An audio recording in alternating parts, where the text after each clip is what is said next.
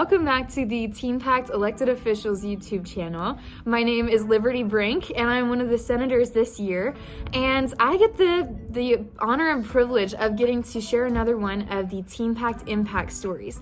This one was submitted by a sweet friend of mine, Mala Cross. She serves TeenPact as a staffer, and I am very excited to get to share this message she's shared with us, with you guys. So if you'd listen along. My journey with TeenPact. I remember walking into my first TeenPact class at age 13, feeling absolutely terrified. My mom had told me of this government camp and how I would have so much fun, but so far I was nervous, and I remember feeling terrified as I read my bill during the first reads.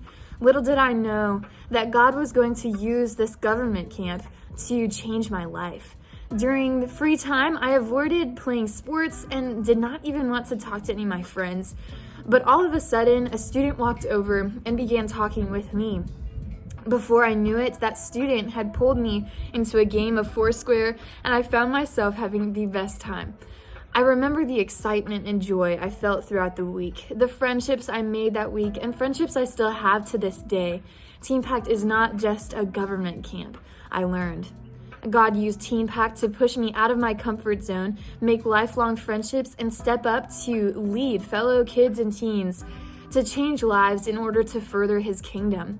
5 years later, I am still deeply involved in this ministry, and my everyday prayer is that I can live out my life serving the one true King. Know that God does not call the equipped, He equips the called. God has placed you in TeenPact for a reason. Find delight in the lessons He is teaching you inside and outside of TeenPact. Mala, thank you so much for sharing your story. It truly is impactful. Knowing how impactful Mala's story is, know that we want to hear from each of you that might see this video. If you have been impacted by your time in TeenPact, we want to hear that story. And so in the comments of this video, there's a link to the Google form that you can submit your own story. So I ask that you guys each consider doing that. And if you have trouble finding that link in the comments, it's also on our Instagram page in the bio. Thank you so much for watching and listening, and I hope to see you guys in the next video.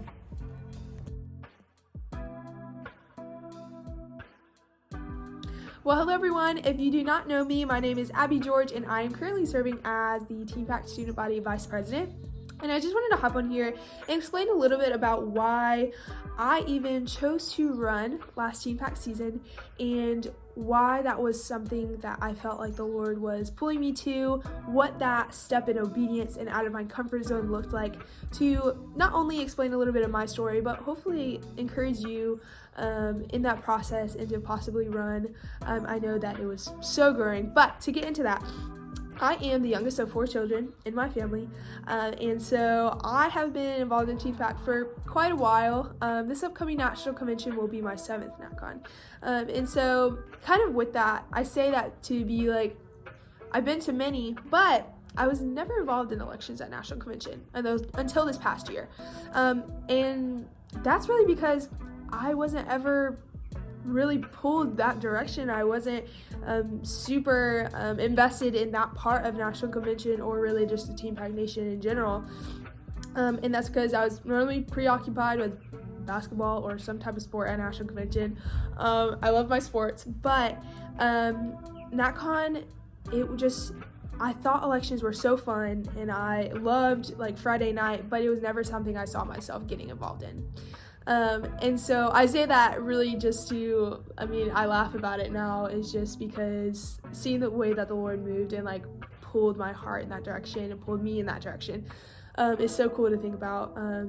But even leading up to when Corbin and I decided to run, elections were still kind of like a foreign thought. I was like, I don't know. But then over time, I felt the Lord kind of tugging on my heart, like, hey, Abbie, I think I want you to do this. And I didn't really understand that. I didn't understand why vice president, why like this year, why.